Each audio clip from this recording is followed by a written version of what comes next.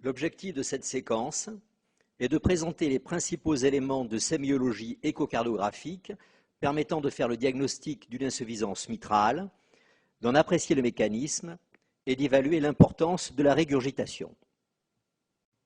Une insuffisance mitrale se définit comme un reflux anormal de sang du ventricule gauche vers l'oreillette gauche durant la systole. Il s'agit de la perte de l'étanchéité de la valve mitrale consécutive à l'atteinte d'un ou de plusieurs éléments de l'appareil valvulaire mitral, à savoir la valve mitrale elle-même, feuillet antérieur, feuillet postérieur, l'anneau mitral, les cordages ou les muscles papillaires. Concernant les étiologies de ces insuffisances mitrales, on distingue les IM fonctionnelles, qui sont dues à une dilatation de l'anneau mitral secondaire à la dilatation du ventricule gauche, et les insuffisances mitrales organiques, parmi lesquelles on identifie les IM dégénératives, dans près de 2/3 des cas. Elles sont alors la conséquence d'un prolapsus valvulaire mitral, concernant soit la petite, soit la grande valve, voire les deux. On distingue également les IM ischémiques, conséquence d'une dysfonction ischémique d'un pilier mitral.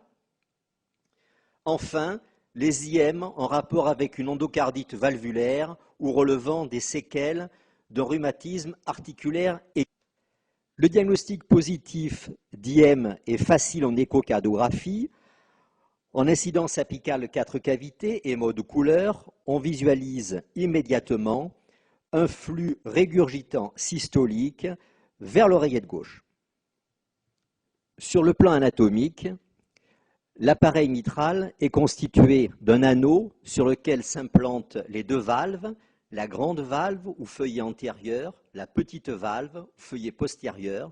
Ces deux valves déterminant des commissures, une commissure antérolatérale et une commissure postéromédiane. La classification de Carpentier permet de distinguer 3 types d'insuffisance mitrale. Le type 1, où la mobilité valvulaire mitrale est normale, le type 2, où la mobilité valvulaire est exagérée, c'est le cas du prolapsus valvulaire, et le type 3, où la mobilité valvulaire est réduite.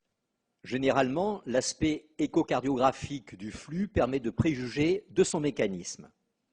Un jet bien centré suggère une IM de type 1 par dilatation de l'anneau.